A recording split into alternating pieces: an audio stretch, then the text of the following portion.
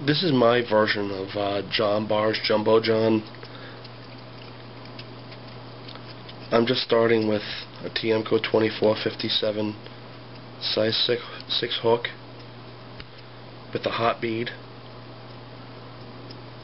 And I'm going to bring it quite a ways down the bend because I like this pattern to have an arch in it. So I'm going to be tying in 2 black goose biots for the tail. And I like to have some variety when I'm tying a bunch of these.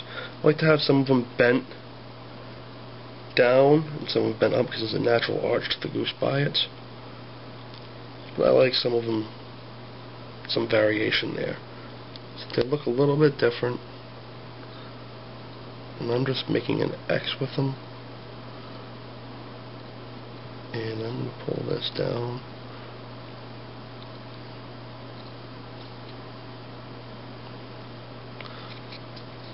See how I splayed the tails? I'm just going to cut off the excess from the biots and wrap it all the way up. So here are some of my differences from John Barr's. Is I like to use this vinyl D-rib better. I think it sits easier on the hook than the wire. It's easier to get tighter with it. So I use that instead. So I'm just going to wrap it around the hook to make that segmented body.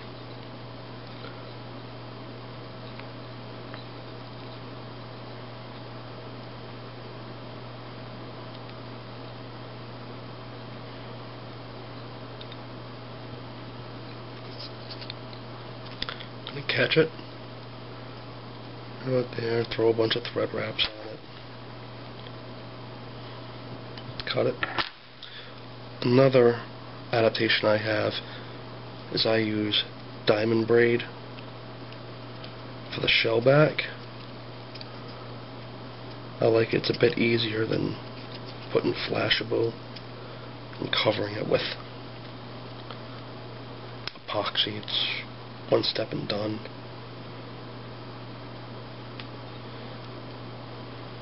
And I'm just going to put some dubbing on here to start. The thorax. I use quite a bit.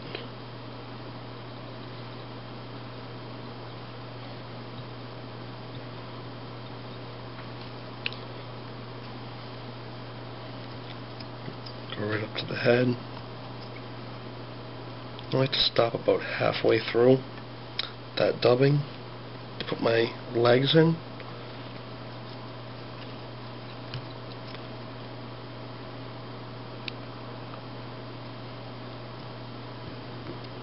The legs are just regular round black legs, black rubber legs. Cut them about 1 inch long, 1.25 inches, depending.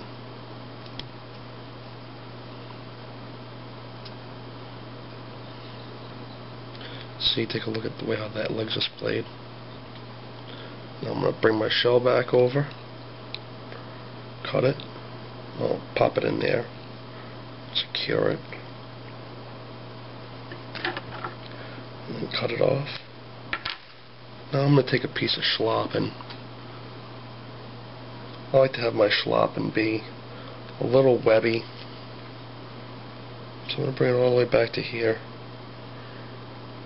I don't want it too long though, so I'm going to bring it right about here.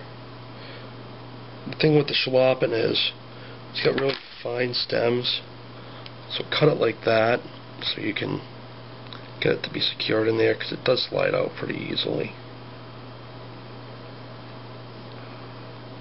Bind it on there real good. Else it's just going to fall out. Be careful with it. You don't need too many wraps. It's just a little bit of an accent.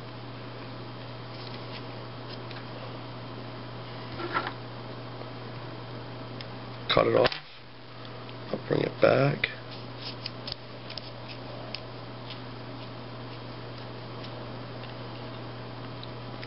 And then I like to dub in my thread wraps for this.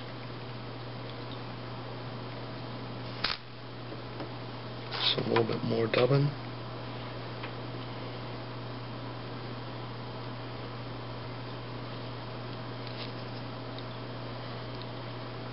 This is definitely a good steelhead pattern. I love using it in the spring, summer, and fall.